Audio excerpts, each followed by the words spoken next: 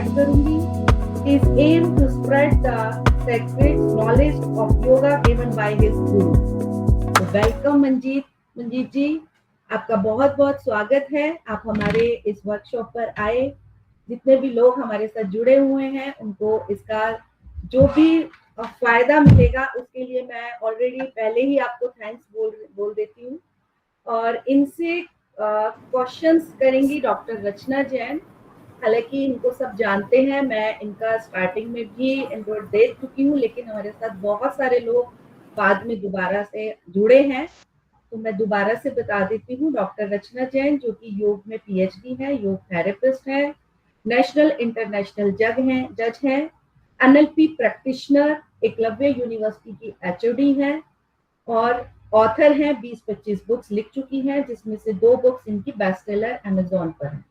तो आज डॉक्टर रचना जैन मंजीत जी से पूछेंगी जो भी यंगस्टर की जो प्रॉब्लम्स होती हैं उनके बारे में बात करेंगे. Over to Rachna ma'am. नमस्कार भैया. नमस्ते ऋतु मैम. नमस्ते दीदी, प्रणाम आपको. नमस्ते भैया, वेलकम. बहुत बहुत स्वागत है. जब मैं रानी दुर्गावती यूनिवर्सिटी से एमए कर रहा था, उस समय रचना दीदी हमारे वहाँ पर एमफिल कर रहे थे. मेरे सीनियर हैं. थोड़ा सा आज मिसमैनेजमेंट थोड़ा सा हो गया है. कोई बात नहीं, ये सब जीवन है, चलता रहता है. तो यहाँ पर हम बात कर रहे हैं कि जो भी हमारे यूथ हैं, यंग जनरेशन्स हैं, तो सबसे पहली जो प्रॉब्लम मुझे लगता है वो आइस की आती है. क्योंकि आजकल जो हमारे जितने भी यंग बच्चे हैं, इवन वो स्कूल कॉलेज वाले भी हों, तो भी आप उनका मैक्सिमम काम स्क्रीन पर होता है. हमेशा वो या तो अपना कुछ प्रोजेक्ट्स बना रहे हैं, स्टडी कर रहे हैं, या मान लीजिए वर्किंग में है तो उनका सारा काम लैपटॉप पर होता है. तो मैक्सिमम जो उनका काम होता है वो स्क्रीन फोकस्ड होता है, और जिससे आईज में ड्राइनेस आ जाना या पावर हो जाना, ये सारी बहुत सारी चीज़ें ऐसे उनको प्रॉब्लम फेस करते हैं. तो मैं आपसे रिक्वेस्ट करूँगी कि कुछ ऐसी आप एक्सरसाइज बताएं कि जिनसे वो इन प्रॉब्लम को ठीक कर सकें या अपने आईज को हेल्दी रख सकें. सही बात है, आपने एक सही टॉपिक उठाया कि आंखों की इश्यूज तो हैं और इसको हमको 2 तरह से लेना है. एक तो इश्यूज है तो इसके सॉल्यूशन क्या है. तो त्राटक अभ्यास से पहले हम जो आंखों की एक्सरसाइज करते हैं, जिसको भी हम त्राटक प्रिपरेशन बोल देते हैं, जहाँ पर आंखों को क्लोजली टाइट करना है, वाइडली ओपन करना है, आई बॉल्स को कनेक्टेड सारी छोटी छोटी मसल्स, टाइनी ब्लड वेसल्स, उन सबकी एक्सरसाइज होती है. प्लस नासिकाग्र दृष्टि रखते हुए फिर ऊपर और नीचे देखना है, या दाएं और बाएं देखना है, या भ्रूमध्य दृष्टि. ये सारी एक्सरसाइज हम बार बार करते रहें तो आंखों के जो मसल्स हैं उनमें जड़ता नहीं आएगी. जड़ता का तात्पर्य यहाँ पर है कि हम कॉन्स्टेंटली एक ही जगह पर देखते रहें. स्क्रीन इस प्रॉब्लम को डबल डाउन करता है, क्योंकि इससे जो ब्लू रेज निकल रहे हैं वो हमारे आंखों के रेटिना के लिए उतना हेल्दी नहीं. बट किसी भी ऐसी जगह पे हम कॉन्स्टेंटली देखते रहते हैं तो हमारे जैसे शरीर की मसल्स जकड़ती हैं, आंखों की छोटी छोटी मसल्स भी जकड़ती हैं. तो हर कुछ देर में, हर 15-20 मिनट के बाद अगर हम ये एक्सरसाइज करें तो बहुत अच्छा रहेगा. प्लस इसके अलावा मोबाइल या लैपटॉप स्क्रीन कंपेरेटिवली बहुत पास में होती है, तो इसके साथ हम एक और एक्सरसाइज कर सकते हैं कि ये देख रहे हैं लैपटॉप स्क्रीन में, फिर दूर देख, फिर पास देख रहे हैं, फिर दूर देख रहे हैं. अपने रूम में या छत पर या जहाँ भी आप बैठ रहे हैं, दूर का एक ऑब्जेक्ट, तो हमारा जो फोकल लेंथ है वो एडजस्ट होता है. तो बार बार वो एक्सरसाइज करने से इसको आदत बनी रहेगी कि हमें हर जगह के लिए कैपेबल होना है. बिकॉज दूसरा जो मैंने कहा, इसको दूसरे तरह से देखने के पार्ट ऑफ इवोल्यूशन के अभी मोस्टली हमारा सबका कार्य, और अब नेक्स्ट जनरेशन हो रही है उनका कार्य स्क्रीन पर ही होना है. तो हमारी आंखें उसके लिए तैयार हो रही है. तो मुझे ऐसा लगता है कि अभी चश्मे सब हो रहे हैं, फिर जब 2 या 3 जनरेशन बदल जाएगी तो चश्मे उनके निकल जाएंगे. एटलीस्ट स्क्रीन देखने के लिए चश्मे नहीं लगेंगे. हाँ, दूर कहीं देखने के लिए लगना जरूर पड़ेगा. पहले जब हम अपने ही पिछली जनरेशन तक देखे, जहाँ हम बचपन में थे, तो अंधेरे में भी हमारी आंखें देख सकने के लिए काबिल थी, क्योंकि गांव में, स्पेशली शहरों में भी लाइट्स बहुत गुल होती थी रात को. राइट. तो अमावस्या की रात स्पेशली बहुत घनी काली रात, तो उसमें भी भाई भ्रमण करना है, घर के कार्य करने, तो छोटी छोटी दिया सलाई या लालटेन में भी हमारी आंखें कैपेबल थी. अब क्योंकि वो जरूरत नहीं है, लाइट्स 24 घंटे उपलब्ध है, आप कभी भी जला सकते हो, तो आंखों ने वो अडॉप्ट कर लिया चेंजेस। बहुत तेज रोशनी में भी हम काम कर सकते हैं। शुरुआत में बहुत चुभती थी आंखें, येलो लाइट से अभी व्हाइट लाइट पर आ गए हैं, वापस से अभी उसका प्रमोशन हो गया, वापस से येलो लाइट पर जाइए, वार्म लाइट पर जाइए। उसी तरह से फिर न्यूज़पेपर पढ़ना, फिर टीवी स्क्रीन देखना, तो उस समय हमको बहुत बोला जाता है कि टीवी के सामने मत बैठा करो, आंखें खराब हो जाएंगी। थैंकफुली नहीं। और अब हम जो बोलते हैं, अब हम खुद को या अपने छोटे जनों को आसपास, कि भाई इतना देर तक मोबाइल स्क्रीन मत बैठा करो, आंखें खराब हो जाएंगी। एंड आई एम श्योर नहीं होंगे, आंखें अडॉप्ट हो रही हैं। अब हम टीवी स्क्रीन से हटके छोटी स्क्रीन पर आ गए, वहां से अब तो हम एडवांस टेक्नोलॉजी के आगे बढ़ चुके हैं कि जहाँ पर सीधा ग्लास पहनना है और हमारे कॉन्टेक्ट लेंसेज या ग्लासेस में ही स्क्रीन चलेगी, गूगल लेंस या किसी टेक्नोलॉजी के माध्यम से। तो एडॉप्शन चल रहा है, तो उसके प्रति हम पॉजिटिव भी रहें। हाँ, लेकिन उस चेंज को हम एक्सपीरियंस कर सके तब तक के लिए आंखों को सूदिंग बनाए रखने की एक्सरसाइज ये है। इसके अलावा अच्छा आहार, सात्विक भोजन रहे। आंखों के लिए अच्छा भोजन सबको आई गेस पता होता है, वो एक बड़ा टॉपिक है, उसको मैं डिटेल में नहीं जाऊंगा। इसके अलावा आंखों में थोड़ा ठंडक रखना, अच्छे आई आई आई स्पेशलिस्ट से आप मिलें, आपके आसपास जो भी अवेलेबल हो उनसे रेगुलरली चेक कराएं, हर 2 महीने में, 3 महीने में। कूलिंग, सूदिंग, एक नॉर्मल आई ड्रॉप्स आते हैं, वो जो आप वो रिकमेंड करें अपने मन से नहीं, वो आप रखिए, उसको डालिए।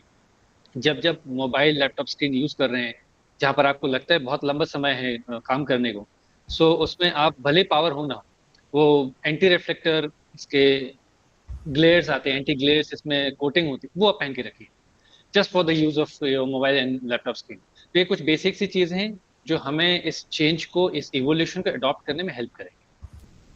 आपने बताया कि जैसे हम जब स्क्रीन देखते हैं तो हमको बाहर भी कहीं देखना चाहिए, जिससे कि हमारा जो फोकस है वो एडजस्ट होता है। तो वो एक्सरसाइज हमें कितनी देर कंटिन्यू स्क्रीन देखने के बाद करनी चाहिए? इसको मैं ऐसे कहता हूँ कि 15 से 20 मिनट का हम अपने मोबाइल में अलार्म लगा दें, या लैपटॉप में काम करें तो उसमें नोटिफिकेशन आ जाता है साइलेंटली, जिसमें काम में डिस्टर्बेंस नहीं है। कि मान लो मैं आपसे बात कर रहा हूँ, काफी देर हो गई, एक नोटिफिकेशन दिखा तो थोड़ा सा बाहर देख लिया, बात चल रही है और मैं थोड़ा सा बाहर देख लिया हूँ, और फिर स्क्रीन में देख रहा हूँ, तो इसमें डिस्टर्बेंस नहीं आएगा। या रीडिंग वाला काम है, रीड कर रहे हैं तो रीड करते करते हमारे आदत होती है कि जैसे जैसे हमारा कॉन्सेंट्रेशन बढ़ता है, चाहे मूवी देखते समय या लैपटॉप पे पढ़ते समय, हम लीन कर जाते हैं सामने की ओर, because we want to have more concentration. तो जैसे नोटिफिकेशन पे ध्यान है, आप पीछे जाएंगे, कंधे को भी स्ट्रेच करेंगे, और थोड़ा सा, क्योंकि रीडिंग में आप पॉज कर सकते हैं, थोड़ा सा बाहर किया, और जब हम यहाँ वहां देख रहे हैं तो आंखों को एक्सरसाइज भी कर ली। ये, तो इसको हर 15-20 मिनट में कर सकते हैं, दिन भर का आपका काम है। तो जितने बार दोहराएं अच्छा है, इसके कोई साइड इफेक्ट नहीं है, अच्छा ही है। और फिर एक बार आदत बन जाती है, आप इन जनरल भी लोगों से बात करते करते ना आपकी आंखें पर बोलेंगे ऐसे कर लें, फिर थोड़ा सा ये स्क्वीज कर लें, फिर थोड़ा स्ट्रेच कर लें। हाँ, इट मे लुक वियर्ड के लोग हो सकता है टोक दें, या आपको भी लगे यार कैसा ऑड लग रहा है, बट इट्स ओके, आपके स्वास्थ्य के लिए। इनफैक्ट वेट करेंगे कोई टोके तो आप उनको बोल दें आप भी किया करें, आंखों के लिए अच्छा है। थोड़ा सा बिल्कुल। स्क्वीज किया, फिर आंखें वाइड ओपन करी। सो हेल्दी आइज के लिए तो इतना बनता है। एक्चुअली ये आपको हैबिट में डालना पड़ेगा। हाँ, हाँ, वो मसल मेमोरी बन जाती है हमारी। मसल मेमोरी, जैसे हम ऐसे झुककर बैठते हैं तो सीधे बैठने की आदत बनाने में टाइम लगता है, वैसे ये भी आंखों की मसल्स को स्क्वीज करना, वाइड ओपन करने के लिए आदत बनाने में टाइम लगेगा। तो एक बार मसल मेमोरी बन गई तो फिर ठीक रहता है। क्योंकि हम सब अभी आजकल थोड़ा टनल विजन में ज्यादा रहते हैं, पेरिफेरल विजन हमारा कम हो गया है। हाँ हाँ, ये सही बोला आपने। अब हम सेकंड क्वेश्चन की तरफ चलते हैं। सेकंड क्वेश्चन ये कि आजकल जो यंग जनरेशन है उसको विल पावर की बहुत अधिक आवश्यकता होती है, या उसको डाइस पे बोलना, प्रेजेंटेशन देना, कॉम्पिटिटिव एग्जाम फेस करना, तो ऐसे मल्टीपल टास्क उसको पर डे फेस करने पड़ते हैं।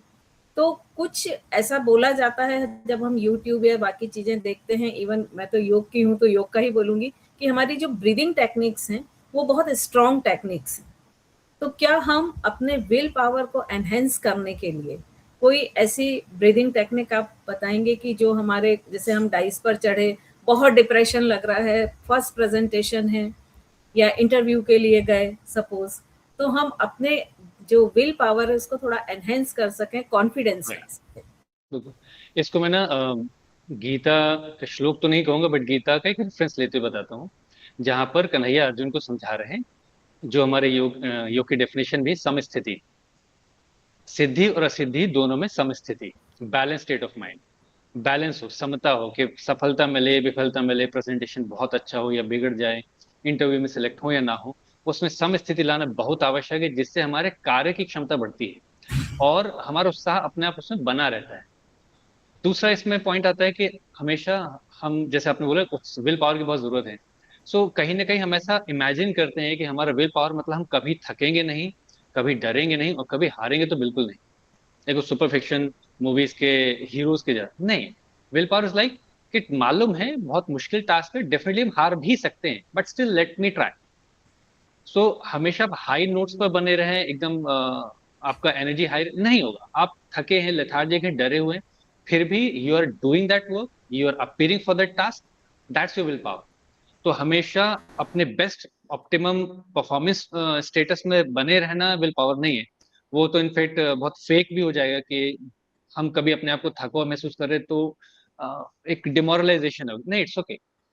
तीसरा इसमें है कि चाहे डरे हुए हो या एक्साइटेड हो, दोनों स्थिति में हमारे बॉडी का respiratory system, perspiration system, nervous system एक तरह से काम करते हैं, एक जैसे उसके रिएक्शंस निकलते हैं। घबराहट वाले, डर में भी घबराहट होती है और खूब खूब ज्यादा एक्साइटेड हो किसी चीज के लिए तो उसमें भी घबराहट होती है। क्यों ना हम before that performance, before that interview, अपने आप को सेल्फ टॉक करना शुरू करें, positive affirmation. I am very excited for this interview, I am very excited for this performance, I am very excited for this talk, let's see क्या होता है, बहुत अच्छा होगा, लेट्स सी क्या होता है। जब आप एक्साइटमेंट के साथ ये शब्द दोहराते हैं, इसका प्रभाव अच्छा पड़ता है। दूसरा, अगर वही शब्द है, लेट्स सी यार क्या होता है, बहुत डर लग रहा है, नर्वसनेस है, लेट्स सी क्या होता है, शब्द वही है, भाव बदल गया है। अब वही समभाव और इस भाव से रिलेटेड सबसे पावरफुल एक्सरसाइज है, start observing your breathing. Breathing pattern में या ब्रीदिंग एक्सरसाइज में, प्राणायाम में समभाव की ब्रीदिंग, जितना देर में इनहेल उतना देर में एक्सहेल। तो ना आप सफलता में बहुत गौरवान्वित हो रहे हैं, ना ही विफलता में आप एकदम हताश हो रहे हैं, दोनों बराबर है, ठीक है, part and parcel of life. भाई इंटरव्यू दिया, अच्छा परफॉर्म किया, सिलेक्ट हो गए, हाँ कौन सी बड़ी बात है, बहुत से सिलेक्ट होते हैं।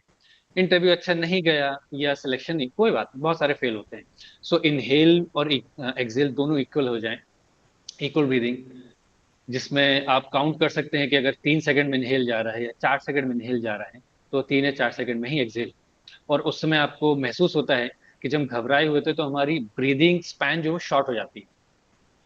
शांत भाव से हो सकता है हम 4 से 5 या 6 सेकंड तक में इनहेल कर सकें, लेकिन जब घबराए होते हैं 2 या 3 भी बहुत भारी होती है, क्योंकि घबराहट में शॉर्ट ब्रीदिंग होती है, शैलो ब्रीदिंग, बस नाक से गले तक। जैसे जैसे आपका ब्रीदिंग काउंट बढ़ेगा, ब्रीदिंग अवेयरनेस आपकी छाती तक, हो सकता है नाभि तक भी आए, आपको ऑटोमेटिकली आपके नर्वस सिस्टम पे, आपके शरीर पे आपका कंट्रोल आपको महसूस होने लगेगा। And then of course that समभाव, कि जाना है, अपना कर्म करना है, सिलेक्शन हो या ना हो देखा जाएगा, परफॉर्मेंस अच्छा हो या ना हो देखा जाएगा, लोगों को पसंद आया नहीं आया देखा जाएगा। तो फिर उसमें आता है कॉन्फिडेंस। इससे रिलेटेड एक और क्वेश्चन मैं आपसे करूंगी भैया।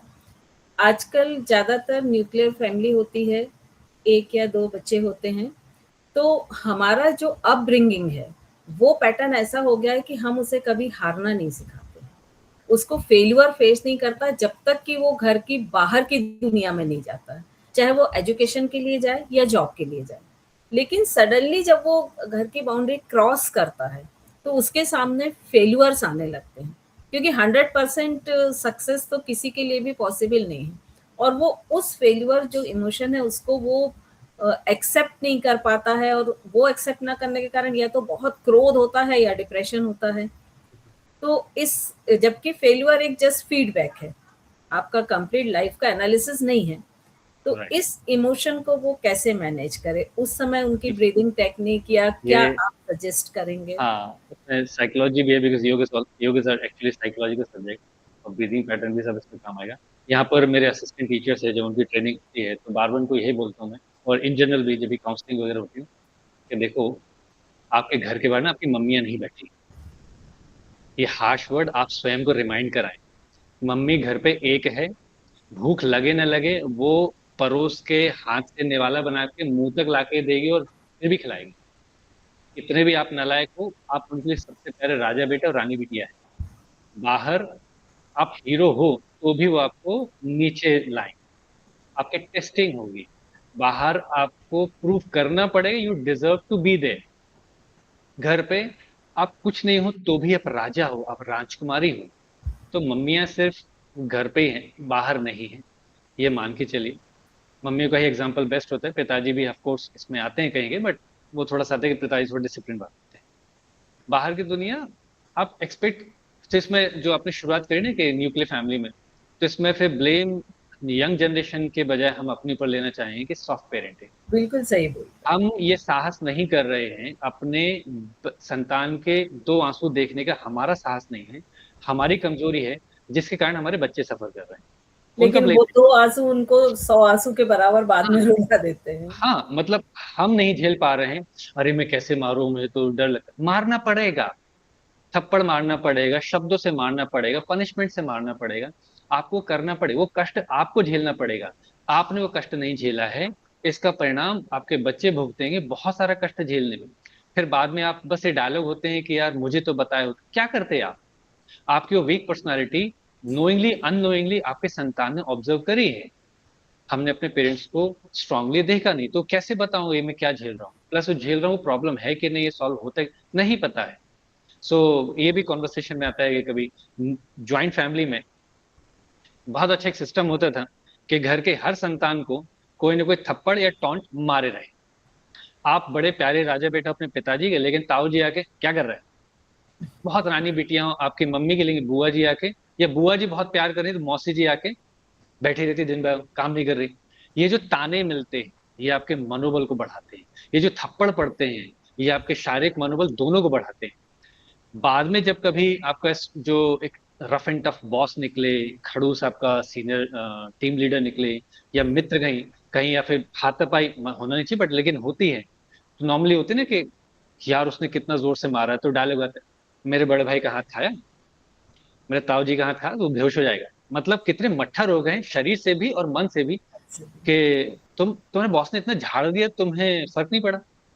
मेरी मौसी से तो कम झाड़ती है, मेरे चाची के सुनोगे तुम्हारे खून के आंसू निकले। तो कितने मट्ठर हो गए।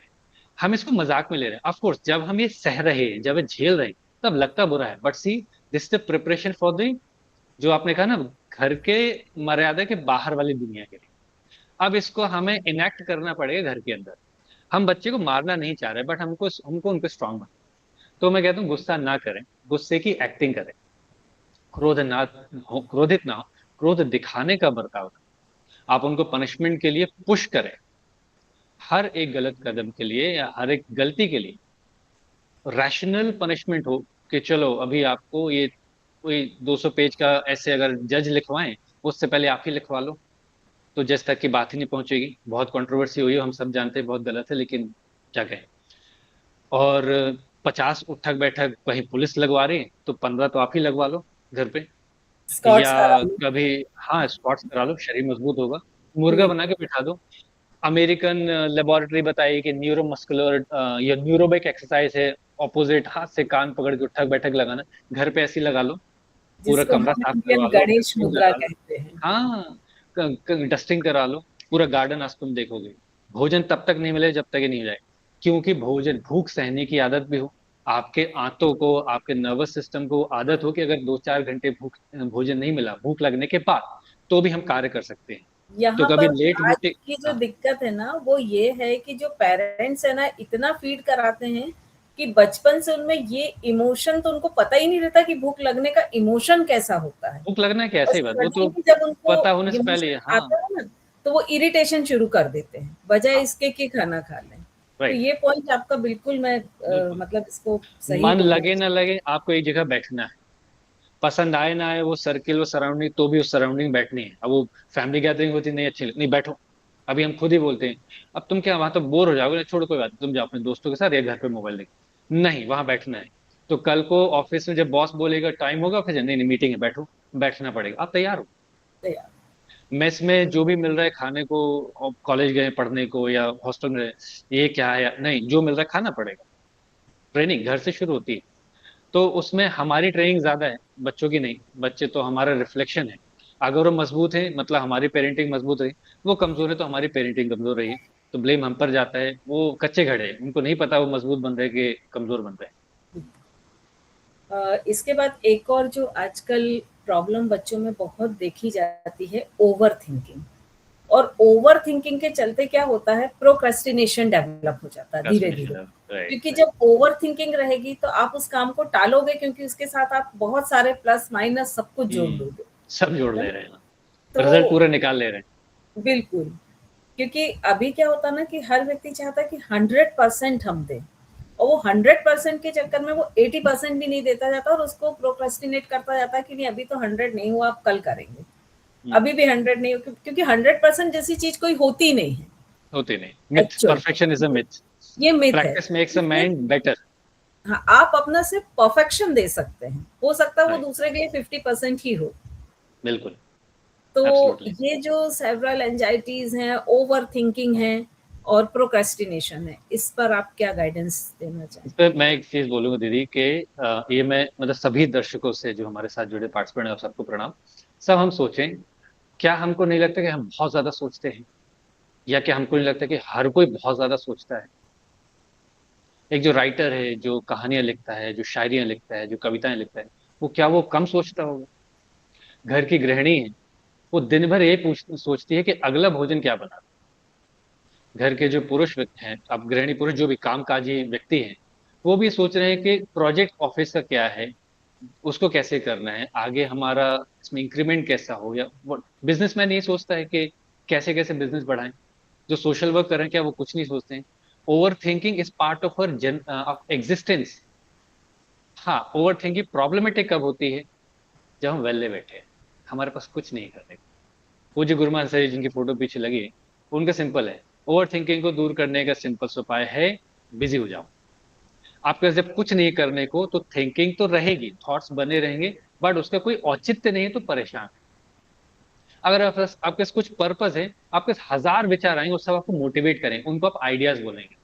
अभी मुझे इस कमरे की अगर रेनोवेशन करानी है, कुछ ड्राइंग पेंटिंग कुछ करनी है, तो कितने सारे विचार आएंगे, कितने आइडियाज आएंगे, बट उनको आइडियाज कहें, परेशानी नहीं, एंजाइटी नहीं। लेकिन खाली बैठे हैं, लाइफ में क्या चल रहा है, बोर है, सब देख लिया है, कुछ नहीं है, क्या करें? अब वो ओवर थिंकिंग, वो एक सिंगल थॉट भी बहुत परेशान करेगा। तो हमारे पास अब समय ज्यादा है, और उसको उपयोग कहाँ करें वो पता नहीं। जिसका एक एस्पेक्ट ये भी है, ओवरफ्लो ऑफ कंज्यूमरिज्म और इजी लाइफस्टाइल, कि बहुत दूर पहले आइसक्रीम खानी होती थी या कुल्फी खानी होती थी, तो या तो हम वेट कर रहे थे वो घंटी बजे, तो ठेला लेके साइकिल लेके भैया आए हमारे मोहल्ले गली में, या फिर वो सब स्कार्फ वगैरह बांध के 5-10 रुपए घर से लेके हम जाएंगे बाहर शॉप तक और फिर लेंगे। तो उसमें हमारा करीब करीब एक कुल्फी खाने में 5-7 मिनट लगता है, लेकिन उसको लाने ले आने 15 से 20 मिनट या आधा एक घंटा लग गया, समय कंज्यूम हुआ। और जिसका रिवॉर्ड क्या हुआ? गर्मी में बढ़िया ठंडी ठंडी कुल्फी, हाथ मत रखो। अब वो एक कुल्फी मिले या आधी मिले या शेयरिंग करना पड़े, ठीक। अब ब्लिंकिट, सोचा कुल्फी ऑर्डर करी, जब तक आ रही तब तक आप कर क्या रहे हो? तब तक हम और थोड़ा रील्स देख लेते, और थोड़ा बात करो। तो रिवॉर्ड जो मिला कुल्फी, हाँ वो तो ठीक है, एक ठंडे वातावरण में थे, कूलर एसी में कंफर्टेबल थे, कोई एक्स्ट्रा मेहनत करी नहीं, वो खा ली, तो दूसरा क्या खाए? या मतलब फिर अरे बिना ठीक है, मेहनत के फल मिल जाना, ऐसा। हाँ अच्छे नहीं लगे, इसको अलग करो, अब दूसरा ऑर्डर करते हैं। तो ये सब जो टेक्नोलॉजी बढ़ती आ रही है हमारी सुविधा के लिए, लेकिन ऑफ कोर्स हर टेक्नोलॉजी का प्रो एंड कॉन्स होता है। टीवी आई थी भाई, हम पर मनोरंजन हो, इन्फॉर्मेशन आए, लेकिन अति मनोरंजन अति इन्फॉर्मेशन हमको बिगाड़ता भी। वैसे ये भी है, सब कुछ सब कुछ सब एक रीजन मनुष्य का शायद ये भी है कि पहले हम क्या करते थे, किसी भी चीज की प्रैक्टिस करते थे। अब आजकल क्या हमारा मेंटल सेटअप हो गया कि फर्स्ट अटेम्प्ट में ही फर्स्ट आना। हाँ मतलब होने ही है, मतलब हो गया ठीक है। वो जरा सा वो डिलीवरी हमारी लेट होती है तो उसमें हम बिल्कुल नेगेटिव मार्किंग देना शुरू कर देते हैं। उबर ओला जोक भी बहुत बनते हैं, जो काफी हद तक सही भी, बट ठीक है, वो अगर आपका लोकेशन ट्रैक नहीं कर पाता, वो अरे आपको समझ नहीं आता, चिढ़ जाते हैं, क्यों इतना इजी है, समझ आना चाहिए, बट नहीं, ऐसा नहीं है। सो वही ये सारे एप्स ने हमारे इजी को, लाइफस्टाइल को इजी बनाया है, बट उसके पीछे हम देखें कि अगर मुझे शॉप तक नहीं जाना पड़ रहा है, तो मैं उस समय कर क्या रहा? अगर मैं बैठे सिर्फ बिंज वॉच करूं, तो मुझे सचमुच उठ के जाना चाहिए, पास वाली दुकान छोड़ के दूर वाली दुकान जाना चाहिए, ताकि मेरा टाइम का सदुपयोग हो। लेकिन अगर मैं टाइम बचा रहा हूं, तो उपयोग कहाँ हो रहा है? तो जब तक हम पॉजिटिवली बिजी नहीं किसी कार्य को लेकर, उद्देश्य को लेकर, ओवर थिंकिंग बहुत ज्यादा थॉट्स का इशू नहीं है, एक सिंगल थॉट भी हमको परेशान करेगा, और उसका एक ही सोल्यूशन है, बिजी रहिए। मैं कहता हूँ अगर आपके पास कुछ नहीं काम करने हो, किचन में मम्मी की हेल्प कीजिए, अपने देखिए हम सबके घरों में हर कोने साफ नहीं होते, एक कोना आज करें, कल दूसरे कोने में आपको धूल दिखेगी। हर कोने में आपको बहुत काम मिलेंगे, काम करने को, डस्टिंग करने को, अरेंज करने को चीजें। आपको खुद का स्टडी टेबल है, खुद का आपका कमरा है, आपकी बाइक है, स्कूटर है, कार है, जो भी है, गैराज है, गार्डन है, खूब सारे काम है जहां पर आप अपने एक एक पल को बिजी रख सकते हैं। बिजी रखेंगे, शरीर थकेगा, थका हुआ शरीर ओवर थिंकिंग से कभी परेशान नहीं होता है।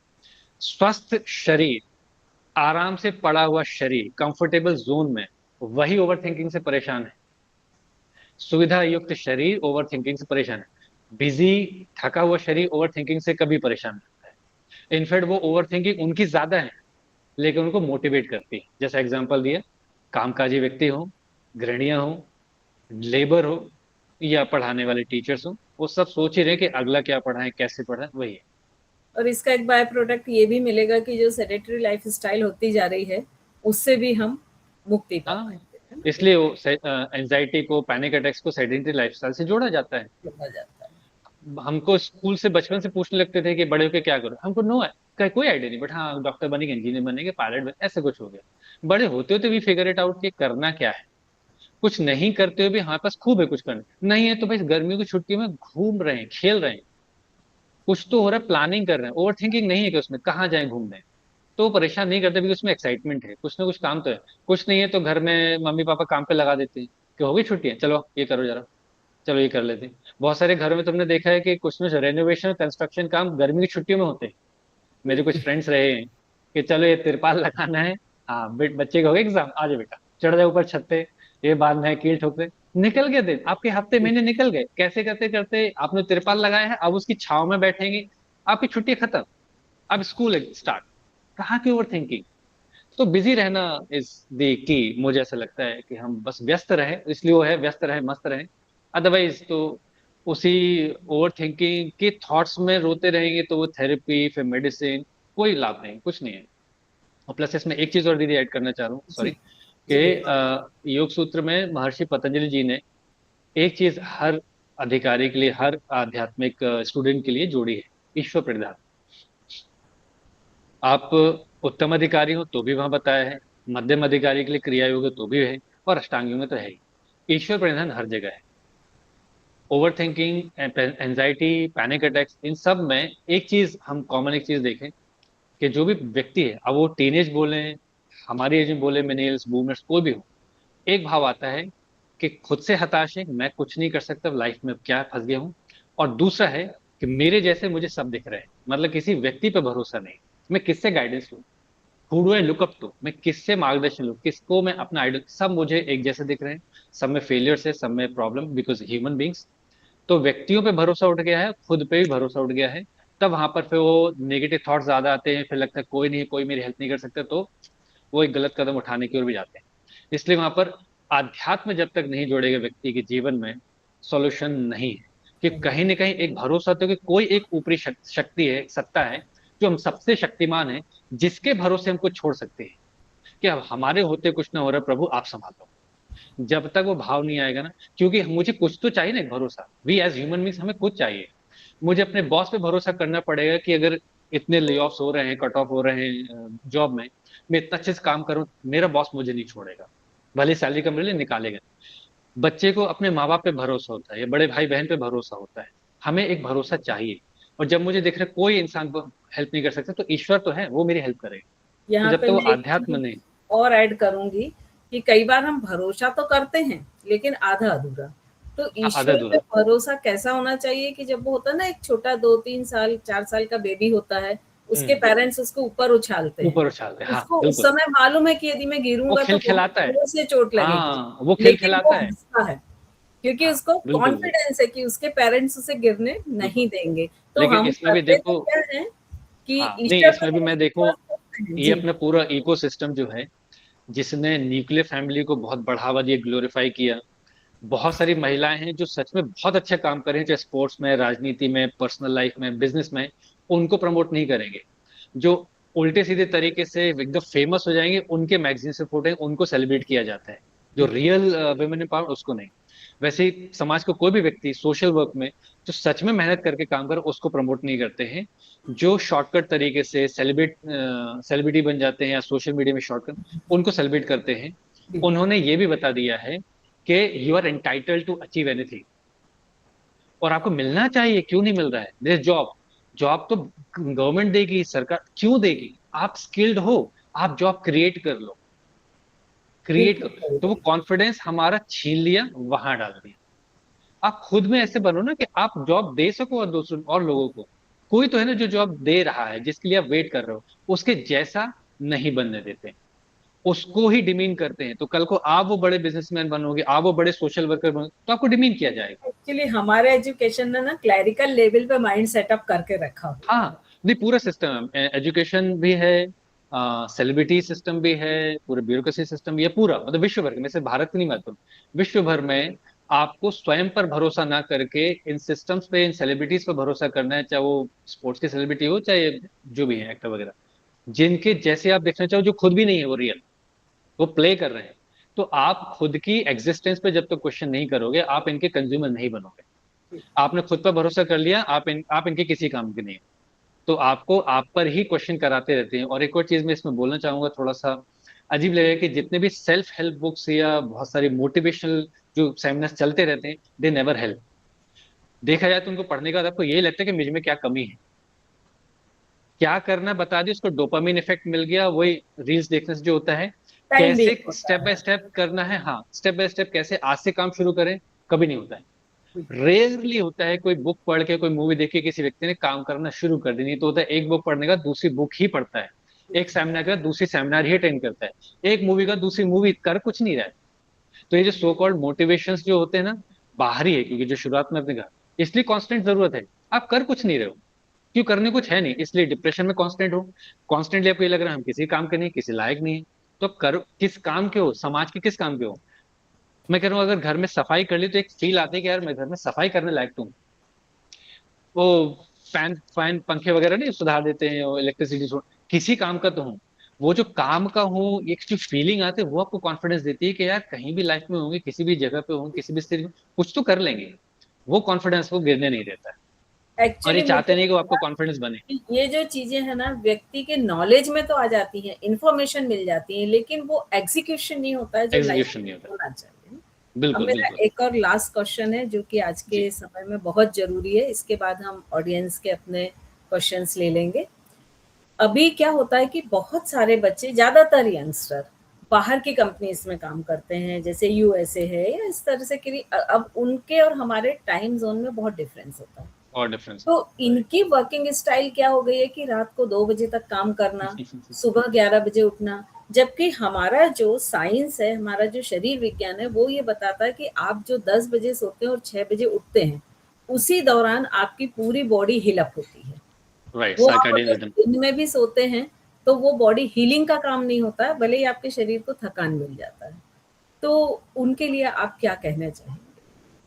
देखो, इसमें मैं ना एक पक्ष नहीं रखूंगा, मैं दोनों पक्ष रखता हूँ। जैसे अगर मेरा जॉब है बढ़िया किसी यूएसए बेस्ड कंपनी में, यूरोप बेस्ड कंपनी में, और मेरा वो जॉब, जैसे उसमें मैं आध्यात्म जोड़ता हूँ, कर्म ही पूजा है, वो मेरा कर्म हो गया, और मैं कर्म प्रधान व्यक्ति हूँ। तो मैं बिल्कुल अपने आप को पूरा डिस्काउंट दूंगा कि मुझे रात को 2 या 3 बजे तक जाके काम करना है, तो बहुत प्रसन्नता पूर्वक करूंगा। और अगले दिन स्वयं अगले दिन थोड़ा 10-11 बजे या 12 बजे तक मैं सोऊंगा, अपनी नींद को पूरी करूंगा। पॉजिटिव रहूं कि प्रभु ने मुझे कार्य दिया, अगेन ईश्वर प्रधान, कि मैं किसी लायक था तो मुझे ये कार्य मिला, अब उसमें तल्लीनता के साथ मुझे कार्य करना है। बिकॉज आई बिलीव मेरा ब्रेन वैसे हार्मोन्स बनाएगा जो मेरे कर्म को पूरा करने में मेरी मदद करेंगे। बिकॉज मेरे आइडल से मेरे मैं who do I look up to, I look up to these soldiers, हमारे देश के जवान, जो रात रात भर जाग के चौकसी कर रहे हैं, जिनकी ट्रेनिंग है वो 3-3 4-4 रातें जागते रहे। तो अगर वो उनकी ट्रेनिंग हो सकती है, हालांकि वो बहुत रिस्की जॉब, मेरा तो रिस्की नहीं, मेरा सेफ है, तो क्या थोड़ी बहुत ट्रेनिंग मैं अपने आप को दे सकता हूँ? हाँ, तो मेरा शरीर अलाउ करेगा। थोड़ी बहुत इश्यूज बॉडी में डाइजेशन आते हैं, जो मैं बिलीव करता हूँ समय के साथ ठीक हो जाएंगे। तो ये हो गया पहला पॉइंट। क्योंकि मेरा कर्म है, उससे मेरा मेरी पर्सनालिटी बनेगी, मेरा घर चल रहा है, मेरे स्किल्स बढ़ रहे हैं, मेरी आजीविका का साधन है, सम्मान है, कॉन्फिडेंस है, एक्सपीरियंस है। तो उसको मैं पूरा डिस्काउंट दूंगा कि चलो इसको मैं रखूंगा। अब दूसरा पहलू, यदि मैं इसलिए जाग रहा हूँ बिकॉज आजकल रात को जागना कूल है, रात को गेम्स देखना, बिंज वॉच करना कूल है, सुबह इसलिए उठना है क्योंकि सुबह उठना है, सो क्या फालतू के वो मतलब बूमर बन रहे हो, बूढ़े हो, तो फिर मैं अपने आप को क्रिटिसाइज भी करूंगा।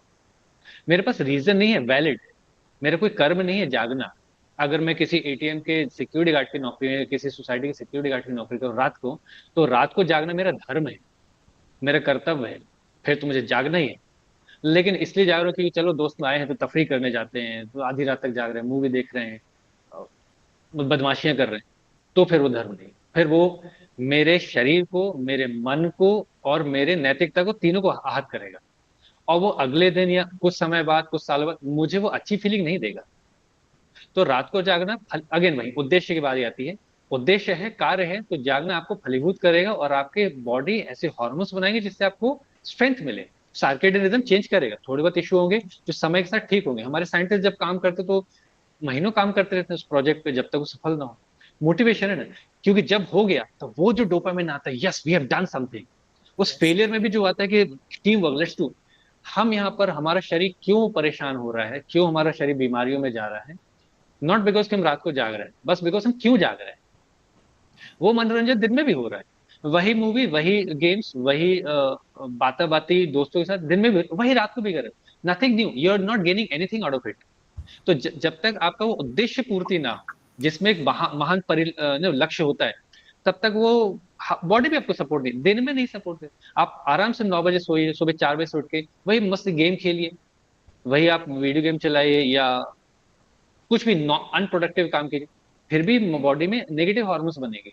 आप अपने दोस्तों के साथ ऐवे ही घूमने चले जा रहे हैं, कुछ काम नहीं है, तो उस समय भी आपका क्योंकि शरीर जो हमें जीवन मिला है उसका उद्देश्य है। अल्टीमेटली हम सब यही पूछते हैं, जो डिप्रेशन में व्यक्ति है, क्योंकि यहाँ पर भी कई बार काउंसलिंग होती है, यही पूछते हैं, सर मुझे समझ नहीं आता मैं क्यों हूँ यहाँ पर। मतलब नोइंगली अननोइंगली वो आध्यात्म की ओर ही जा रहा है, who am I, why am I hear. तो इस जीवन को, एक शरीर को उद्देश्य मिला है, ब्रेन देख रहा है कि उसका उद्देश्य है, तो बुढ़ापे के बाद भी चल रहा है। मतलब बुढ़ापा उसको बहुत डिले होते जाए, जिसको हम दीर्घायु बोल देते कि आप तो अभी भी लगते नहीं। लेकिन शरीर को पता चल रहा है, ब्रेन को पता, कोई उद्देश्य नहीं, चलो इसको समेटो, क्योंकि ये मेस क्रिएट कर रहा है ना, इसको समेटो, अभी निकालो। तो धीरे धीरे सारे ऑर्गन्स उसी तरफ जाते हैं, इसको जल्दी निकालो, इसको कोई उद्देश्य नहीं है।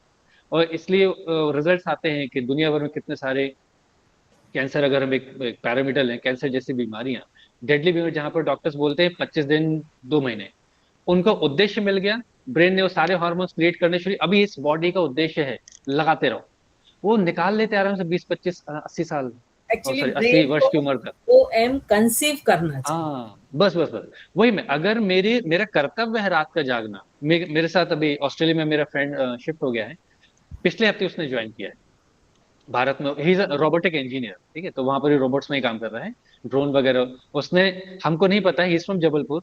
उसने सबसे पहला उड़ने वाला और किसानों के लिए ड्रोन बनाया था, जो करीब 150 या 200 किलो तक के वजन को उठा के उड़ सके, और वो पेस्टिसाइड्स को या बीज को ना यूज कर सके। और उसको एमपी गवर्नमेंट से वो भी मिला है, अवार्ड मिला है।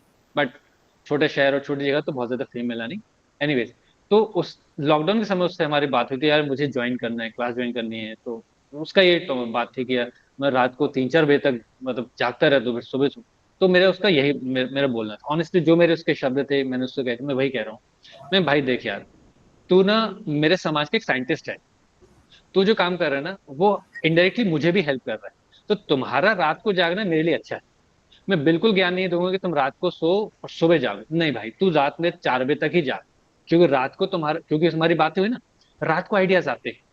मैं कुछ भी करूँ ना, रात को 12 बजे के बाद जब सब सो जाते हैं, घर में मोहल्ला शांत है, उसके बाद बैठे बैठे वही सारे इक्विपमेंट, मैं लैब में रहता हूँ रात, वहां आइडियाज आते हैं वहां। मैं क्या, तेरा वो जागना हमारे लिए एज सोसाइटी बहुत हेल्पफुल है। वो किसानों की हेल्प मिल रही है, तो मतलब हमारी भी मिल रही है। बिल्कुल तो तुम्हारा रात को जागना बहुत अच्छा है, तू रात को जाग, सुबह मत सो। तुम्हें अगर क्लास ज्वाइन करनी है तो शाम वाली करो, शाम को करो 7 बजे 6 बजे, कहीं अगर मैं नहीं लग करा तो, लेकिन कहीं अगर कोई 8 है 9 बजे जो प्रैक्टिस करा दो, वो ज्वाइन करो तो बहुत हेल्प मिलेगी। तो एनीवेज उसका शेड्यूल बना नहीं। अब वो ऑस्ट्रेलिया में, तो वहाँ थोड़ा सा टाइम फ्री मिलता है ज्यादा, तो वो रिसेंटली वो और उसकी वाइफ दोनों ज्वाइन किए। लेकिन वो कब कर पा रहा है, टाइम डिफरेंस के कारण वो रात को ज्वाइन कर पा रहा है। मैं क्या, चलेगा, योग अभ्यास जब मिले तब अच्छा है, लेकिन कर्म को छोड़ के योग ना पुसाएगा नहीं। मुझे अगर अच्छा हेल्थ चाहिए, लेकिन अपने कर्म को छोड़ के अच्छा हेल्थ, अच्छा भोजन नहीं, मेरा शरीर एक्सेप्ट नहीं करे, मन में कूड़ा। हम सब डिप्रेशन का कारण ही है कि मैं ये खाना क्यों खा रहा हूँ, मैं क्यों हंस रहा हूँ, मैं इतने अच्छे कपड़े क्यों पहन रहा हूँ, उद्देश्य नहीं तो हर चीज डिप्रेशन देती है। मैं ये मनोरंजन क्यों कर रहा हूँ। हम पूरा सप्ताह भर कार्य करने का, महीनों काम करने का, एक दिन पिकनिक पे जाते, उत्साह होता है, क्यों, वी डिजर्व। एक होता है कि ठीक है, वी डिजर्व इट, हमारी फैमिली को समय देना हम डिजर्व करते हैं, थोड़ा घूमने फिरने से अच्छा लगता है। लेकिन रोज ही पिकनिक जाने का होना है तो फिर लगता है क्यों, क्या कर रहे हैं, इसका पर्पस क्या है, ऐसा है। अच्छा, इसमें मुझे एक चीज़ बताइए, जिनकी मान लीजिए ये वर्किंग स्टाइल के कारण ये लाइफ स्टाइल है, तो क्या हम्म, आप उनको शवासन, योग निद्रा जैसी टेक्निक्स जो होती हैं योग में, वो प्रिस्क्राइब बिल्कुल करें? बिल्कुल, ये तो हमेशा है, लेकिन एक चीज इसमें और है कि एज ह्यूमन साइकोलॉजी मुझे शवासन तभी अच्छा लगता है जब मैं 15-20 मिनट कुछ दो चार आसन कर ले, मतलब शरीर स्ट्रेच हो, थके, शरीर डिमांड करते है बस बस हो गया, लेट जाओ, तब अच्छा लगेगा। जैसे कई बार क्लासरूम में हंसी मजाक होता है ना, कि क्लास होने के बाद 1 घंटे की, तो 30-35 मिनट क्लास हुई, सर अब शवासन करा दो। मैं ठीक है, तो ऐसे बोलता हूँ कि अगर आप इमेजिन कीजिए, आप सुबह की क्लास में अपने घर से सुबह उठ के आए हैं और मैं यहाँ पर बोलूँ लेट जाओ शवासन करेंगे, आप दूसरे दिन नहीं आओगे, 2 दिन में 3 दिन में क्लास छोड़ दोगे। शवासन भी तब अच्छा लगता है जब आपने कुछ और आसन किए, मतलब शरीर को खींचा है, शरीर के सेल्स टूटे हैं, अब शरीर बोल रहा है आराम करो। तो दो चार आसन हो, जो भी आसन हो, आसन तो एक ही होता है जो शरीर को साधता है, जो आपको पसंद हो। बिल्कुल, उसमें आपने थोड़ा स्ट्रेच भी कर लिया, और 5-7 मिनट या 5-7 सेकंड आप रोक लिए, ब्रीदिंग को ध्यान रखिए, हो गया आपका आसन। इसको 4 बार दोहराइए, अब लेट एग्ज़ैक्टली, जाइए। कि आसन तो वही ना जहाँ स्थिरता है, सुख की अनुभूति है, सांसों बिल्कुल, पर ध्यान है। आपने थोड़ा बैठ के सुखासन बैठे या अर्ध मत्स्य आसन कर लिया, आराम से आप रुकिए यहाँ पर, गिनती मत गिनिए, श्वास पर ध्यान, दोनों साइड एक एक बार कर लिए, आपको अच्छा लगेगा। अब लेटिए शवासन है, मजा है। स्थिर सुखम बैक बेंड, आसन। हाँ, बैक बेंड किया, बहुत देर तक बैठे हैं, खड़े होकर एक हस्तो, अभी बहुत अच्छा सर प्रजापति सर एक्सप्लेन कर रहे थे, उत्तान पादासन किया, पादहस्तासन किया, सॉरी उत्तान हस्तोत्तान किया, पादहस्तासन किया, बैठकर उष्ट्रासन किया, और फिर शशांकासन या शवासन, मजा आएगा। तब मज़ा, शरीर को लगेगा मुझे जरूरत है, और वो आनंद है। फिर वो 15 मिनट की प्रैक्टिस हो या 1 घंटे की, वो फलीभूत तब होगी, तो फिर आनंद है।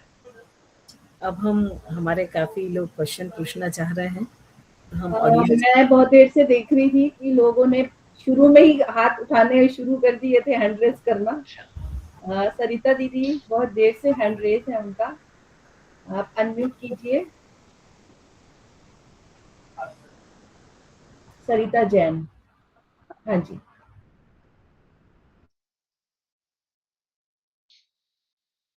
हाँ अनम्यूट हो गए थे आप, दोबारा से किए तो दोबारा म्यूट हो गए।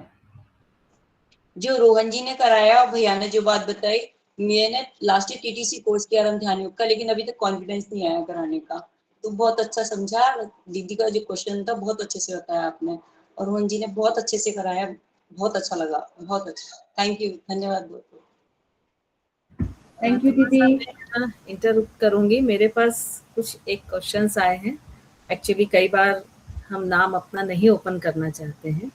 तो आजकल जो बच्चों में एडिक्शंस देखे जा रहे हैं, उसके बारे में उन्हें, उन बच्चों को, क्योंकि वो बहुत विद्रोही क्वालिटी के हो जाते हैं कि आप उन्हें मना करिए तो वो मालूम पड़ेगा और उसका उल्टा ही करेंगे। समझाना मतलब पेरेंट्स की बात तो फिर उनको लगती है कि मेरे सबसे बड़े दुश्मन ही पेरेंट्स हैं। ये है। तो जब बच्चा इसमें ना इस मैं, से हाँ, प्रॉब्लम में आए। मैं ना एक इसमें एक, इस टॉपिक से हटके एक बात कहना चाह रहा हूँ जो इसमें फिर रिलेट करेगा। जैसे एक डॉक्टर है, डॉक्टर के पास जब भी कोई ऐसा पेशेंट जाता है जिसके पास खूब सारी गंभीर बीमारियां, या कोई एक जैसे कैंसर वाले में बात कर रहे हैं, तो हम क्या इमेजिन करते हैं डॉक्टर कैसा बिहेव करेगा उसके साथ। वी ऑल नो, उसको बोलेगा हाँ कोई बात नहीं, अरे तो सब ठीक हो जाएगा, आप चिंता नहीं करिए, ये होता है ना। ऐसा डॉक्टर को कहना भी चाहिए, और ऐसा ही करते हैं मोस्टली। डॉक्टर नेवर से कि अरे बाप रे, अब तो आप कुछ दिनों के मेहमान ही मरने वाले। उनके संबंधियों को बताया जाता है, पेशेंट को कभी भी डायरेक्टली नहीं। The point is positive approach. कितनी भी बुरी स्थिति हो, शरीर की, समाज की, सराउंडिंग की, फिर भी अप्रोच एक डॉक्टर वाला पॉजिटिव, ठीक हो सकता है, हम इसको सुधार सकते हैं। जब तक वो पॉजिटिव अप्रोच डॉक्टर में नहीं आएगा, वो कॉन्फिडेंस उसको नहीं आएगा, पेशेंट में ट्रांसफॉर्म नहीं। और जब तक ये पॉजिटिव अप्रोच पेशेंट में नहीं आएगा, दवाइयां कुछ भी, थेरेपी कोई काम नहीं करेगी। द मोमेंट वी एक्सेप्ट कि यार अब तो हमारा बेटा बिगड़ गया है, या बच्चे हाथ से जा चुके हैं, या क्या कर रहे हो, या स्थिति, ये नेगेटिव छोटे छोटे सेंटेंस ना एक एक इंट्यूशन देते हैं हमारे सबकॉन्शियस माइंड को कि अब कुछ ठीक नहीं हो सकता है। इसका उल्टा अगर हम बोले, कितना भी कुछ भी हो जाए सब ठीक हो सकता है, किसी हद तक बिगड़ने के बाद भी इतना नहीं बिगड़ा है कि सब ठीक ना हो सके, हो जाएगा। वो पॉजिटिव अफर्मेशन हमारे अंदर हो, वो पॉजिटिव एटीट्यूड हमारा हो, हमसे उनको स्ट्रेंथ मिलेगी। हम यदि डरे हुए हैं, हम नकारात्मकता में हैं और हम ही ने होप छोड़ रखी है, फिर तो बहुत मुश्किल हो जाता है उनको हम हमारी बातों पे बिलीव कर। बिकॉज़ देखिए, ये शायद थोड़ा-सा एक्सेप्ट करने को मुझे ही बहुत अजीब लगेगा, मुश्किल होगी। लेकिन मेरा अपने बेटे को या अपनी बेटी को समझाने का तरीका ही प्रॉब्लमैटिक है, ये मैं कैसे मान लूँ? क्योंकि डायलॉग मैं जो भी कह रहा हूँ तुम्हारी भलाई के लिए, ठीक है, भलाई के लिए कह रहा हूँ, भले से कहो। इसका एक एग्ज़ाम्पल मैं देता हूँ। एडिक्शन शुरू कैसे होते हैं और कितना भी प्रयास करने के बाद भी अच्छे काम शुरू क्यों नहीं हो पाते हैं, ये अच्छी आदतें। एडिक्शन कैसे शुरू होते हैं? एग्ज़ाम्पल, मैं अपने कुछ मित्रों के साथ सपोज़ हम 3-4 मित्र हैं, जो शाम को ऑफ़िस के बाद टपरी पे जाते हैं अपने, है ना? कार्य वो स्ट्रेस दूर करना हमारे रीज़न। एक नया जॉइन हुआ है जो मेरा दोस्त है पुराना, उसको चलो साथ में चलते हैं। तुम लोगे? नहीं, नहीं भाई। तो आई विल से अरे ही डज़न्ट टेक। तो मेरे बाकी जो मित्र हैं उसको सपोर्ट करें, हाँ, हाँ, अरे कोई बात नहीं, लेकिन साथ में खड़े रहो। साथ में खड़े होंगे, बात करेंगे, राइट? ऑफ़िस है, उतार-चढ़ाव आएगा लाइफ़ में। एक दिन वो थोड़ा-सा दुखी है, डिप्रेस्ड है, बॉस ने कुछ कह दिया, काम बिगड़े, व जो भी फलाना-ढिमका। तो देन अगेन और हर दूसरे दिन मैं या मेरा कोई ना कोई एक मित्र ऑफ़र करता, लोगे? अरे लेकिन कुछ नहीं होता है। वो मना कर रहा है और हम मान ले रहे हैं, हाँ, ठीक कोई बात नहीं। वो एक दिन डिप्रेशन में बहुत दुखी है। उसको इतने बार प्यार से पूछा गया, जो उसने मना किया हमने मान भी लिया, बस लेकिन पूछते कॉन्स्टेंटली ज़रूर थे प्यार से, धैर्यपूर्वक। ये महीनों की यात्रा है। एकदम खुद कहेगा, "हँस दो यार।" अरे क्या बात भाई लेगा भाई लो, ये छोटे भाई लो, ये बहुत माइल्ड है, आराम से लो। वो उसने पिया और खांसी आ गई और पूरी सिगरेट फेंक दी। जो सिगरेट पीते हैं ना, उनको पूछिए कि एक-एक सिगरेट ₹20 ₹10 जो भी है, कीमती होती है। एक बार लेके आप फेंक देते हो नुकसान है, लेकिन कोई भी उसको डाँटेगा नहीं। उस मित्र सर्कल में कोई नहीं बोलेगा कि यार ये क्या कर दिया तुम, फेंक क्यों दिया? अरे नहीं कोई बात, अरे बहुत बढ़िया तुमने एक कष्ट तो लिया, भले फेल हो गए, पानी पिलो पानी, ये तुम ये कोल्ड ड्रिंक पियो अच्छा लगेगा। एक और ट्राई करोगे? वो दूसरी सिगरेट भी खराब करने को तैयार, वो अपनी निकाल के देंगे।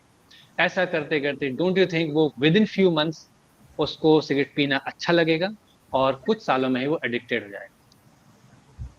सिनेरियो उल्टा, मंदिर में गए हो या घर में कोई अच्छा कार्य है, गिलास गिर जाए, छोटी सी गलती हो जाए, तुमसे ढंग से नहीं होता, कितने बार समझाया, तुरंत चिल्ला उठते हैं। क्या लगता है व्यक्ति नहीं, उसका दिमाग कौन सी चीजें ज्यादा फॉलो करेगा? कॉन्स्टेंटली बार बार कहने पर भी कोई गिव अप नहीं किया, सराउंडिंग किसी ने गिव अप नहीं किया, उनको मालूम था ये कई दिन तो जरूर पिए, और विश्वास उन लोगों का था, इसका धैर्य था कि नहीं पीना। हो गया ना, कौन जीता?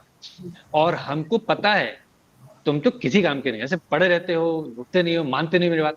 हमको पता है हमारी बात मानते नहीं हो, फिर भी हम बोल रहे, क्यों मानेगा?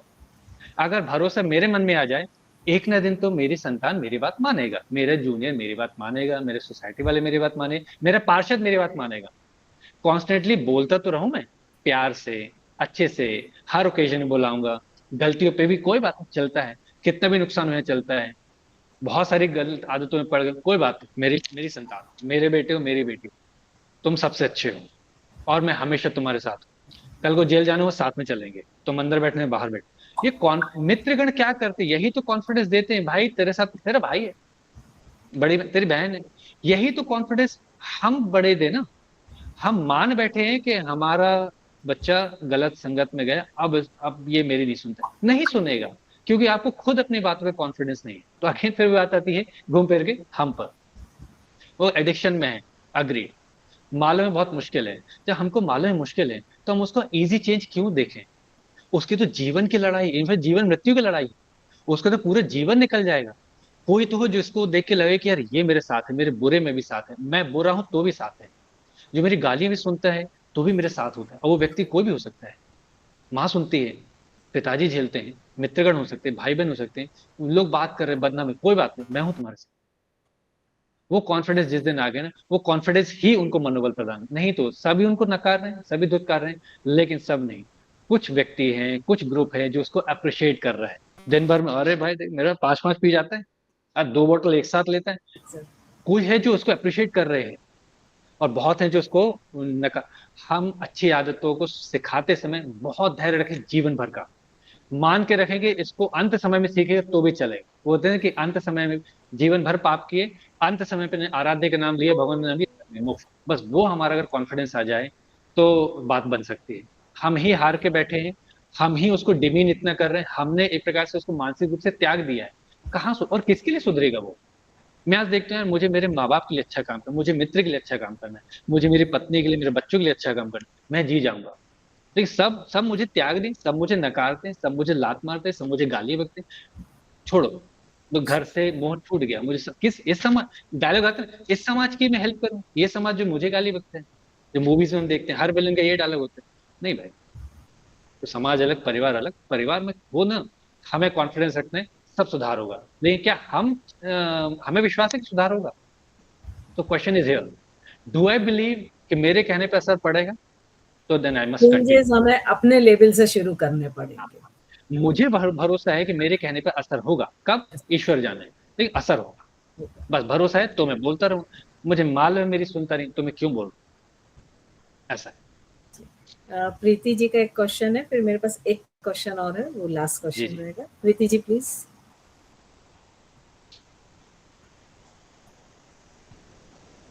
प्रीति जैन मैम। जी, अनम्यूट कीजिए।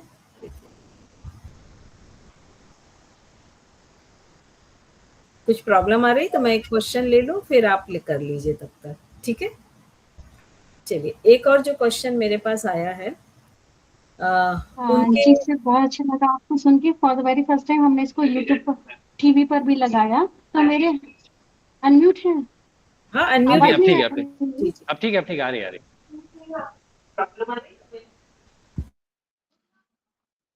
म्यूट है। है। नहीं नहीं ठीक है, आ रही है, आवाज आ रही है। प्रीति दीदी आ रही है आपकी आवाज। प्रीति दीदी आप बहुत बोलिए। अच्छा।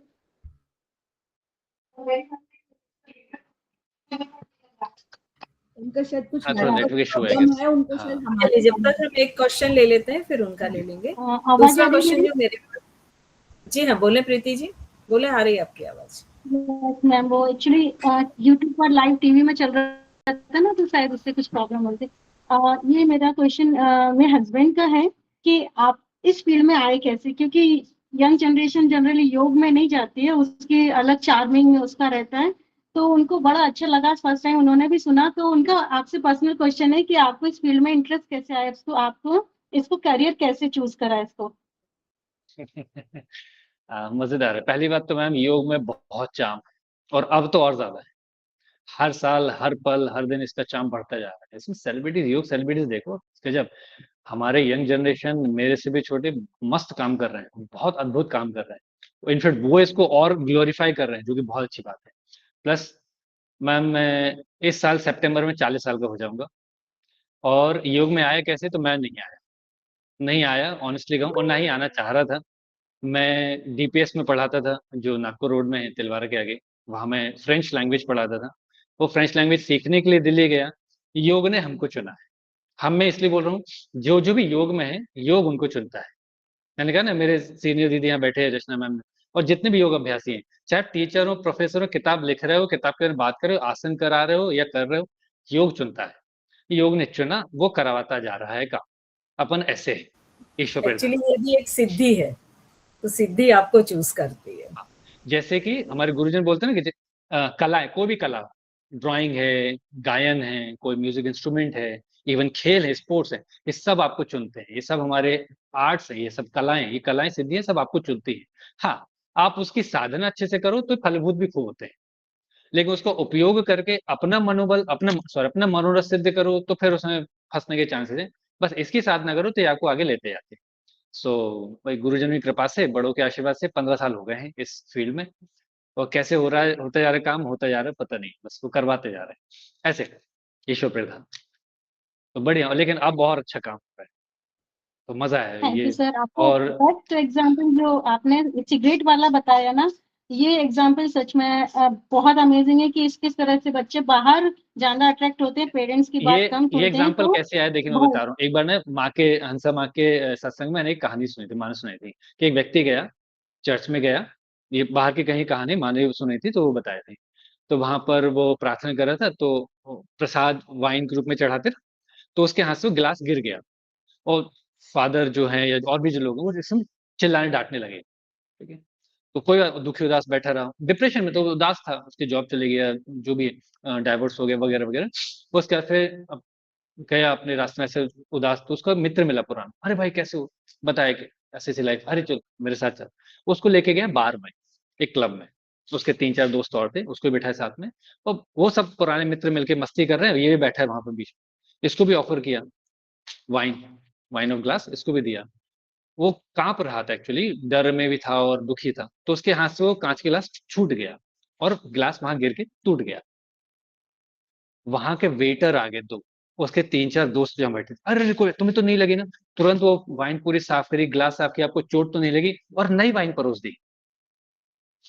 तो उसके दिमाग में आया, दोनों गिलास थे, दोनों वाइन थी, किसमें ज्यादा पावर थी? एक जहां गिरी और तुरंत डांट पड़ी, उसका मन कहाँ जाएगा? दोबारा उस जगह पे जाने से वो डरेगा, क्योंकि सब सब जगह से सबने डांटा है भाई। किसी भी एज में आपका एक ईगो होता है ना, एक सम्मान होता है, वहां पर ह्यूमिलेट हो चुके हैं। यहाँ पर तो सम्मान और कोई एक्स्ट्रा चार्ज नहीं, पैम्पर किया जा रहा है, आपका देख रेख की जा रही है कि आप ठीक तो है ना, आपको चोट तो नहीं लगी। ये पूछ नुकसान किया है, मुझे उल्टा पूछे, मुझे चोट तो नहीं लगी, कहाँ जाने का मन करेगा? बस वो व्यक्ति को अपना ठिकाना मिल गया, बस हर शाम को अपने मित्रों के साथ बैठता है ऐसा। फिर वहां से वो ये एग्जाम्पल वही। एक्चुअली किसी भी एज का व्यक्ति हो, वो 1 माह के छोटे बच्चे से लेके 100 साल तक, केयर, प्रोटेक्शन, बिल्कुल। रिस्पेक्ट, ये हर की बेसिक नेसेसिटी होती है, और वो आपको वहीं जाता है। हाँ, अब सर्कस के जानवर को भी, शेर को भी, हंटर अगर मारा जाता है तो उसको फीड भी किया जाता है, उसको प्यार से उसकी नहलाए धुलाए, उसको कीड़े तो नहीं, उसके इंजेक्शन टीके ये सब किए जाते हैं। केयर बहुत आवश्यक है। अगर आपको डिसिप्लिन तो किसी में भी बदलाव लाना है, तो केयर तो पहले भरपूर दिखाना पड़ेगा, बहुत, कि मुझे कोई फर्क नहीं पड़ता कौन क्या बोलता है, तुम मेरे हो बस, किस संबंध से पता मेरे हो, दैट्स इट। लोग क्या बोले पता नहीं, बदलाव आएगा। कोई शर्त नहीं, कोई कंडीशन नहीं। हाँ हाँ। यहाँ पर एक चीज मैम मैं भी जोड़ना चाहूंगी कि ये चीज मैंने भी नोटिस की है, मंदिर में, जैन मंदिर में खासतौर से जैसे हम लोग जाते हैं, तो वहां पर बहुत ज्यादा थोड़ा सा वो किया जाता है, इस चीज को मत छुओ, ये चीज मत करो, आपने जब प्रक्षाल करनी है तो आपका इस तरह से होना चाहिए। तो मैंने जो नोटिस किया उसमें यंग जनरेशन भाग जाती है। जो पुराने लोग हैं जिनको एक्सपीरियंस है वो लोग तो बहुत खुश होके करते हैं, और यंग जनरेशन उस चीज से भाग जाती है। तो ये आपकी बिल्कुल सही बात है मंजीत जी, कि जहाँ पैम्पर किया जाता है वहाँ खुशी खुशी जाते हैं। और हमारे इसमें बीच बोलता हूँ में थोड़े अपनी जो व्यवस्थाएं हैं तो हाँ उनको हम बताएं कि देखो बेटू ये व्यवस्थाएं अपन ऐसे ऐसे करते हैं, कोई गलती कोई बात नहीं, हम है, लेकिन व्यवस्थाएं उनको मनाइए, उनको थोड़ा पालन कीजिए। रुक्मणी हमारे दीदी बीच राम में राम। कितनी राव भी है, तो उनका भी कोई क्वेश्चन है। दीदी कैमरा ऑन कर लें प्लीज। राम राम राम राम भाई, कैसे हो? कैसे दीदी? एकदम मस्त, हम तो आपकी ये आवाज सुन के पूछ और रहे हैं बोलिए। रंजीत, ये पूछ रहे हैं कि ये बताओ, जो जेन जी वाला प्रॉब्लम आ रहा है कि जेन जी और आज के पेरेंट्स के बीच में बहुत कंट्रोवर्सी है, इतना आर्ग्यूमेंट होता है, और ये कोई घर का प्रॉब्लम नहीं, ये सोशल प्रॉब्लम बन गया है। तो सबसे पहली बात तो ये प्रॉब्लम है क्यों, इसका रूट कॉज क्या है, और उसका क्या हम सोल्यूशन निकालें? मैं यहाँ से शुरू करता हूँ कि क्या ये सच में प्रॉब्लम है या बनाई जा रही। तो पहला सवाल, जेनजी क्या है? एक सिलेक्टिव एज ग्रुप है। मिलेनियल्स क्या है? तो उनसे बड़े एक सिलेक्टिव एज ग्रुप है। फिर बूमर बोलते हैं, उनसे बड़ी एक सिलेक्टिव एज ग्रुप है। ठीक है ना? हाँ अनुदी अभी आप म्यूट कर लो, हवा की आवाज बहुत आ रही है। हाँ दिखा चांद सा मुखड़ा। ठीक है। अब एक बात बताइए, वो सिलेक्टिव एज ग्रुप, तो जेनजी की एज ग्रुप क्या बता रहे हैं? 2000 के बाद जन्मे, राइट? अभी हम समझ ले 18-20 साल तक, वो जब 20 के ऊपर होंगे तब भी वो जेनजी कहलाएंगे? क्या वो मिलेनियल्स बन जाएंगे? ऑब्वियसली चेंज हो जाएगा। हो जाएगा। वो 40 के पार हो जाएंगे तो बूमर्स बन जाएंगे, बिल्कुल। राइट?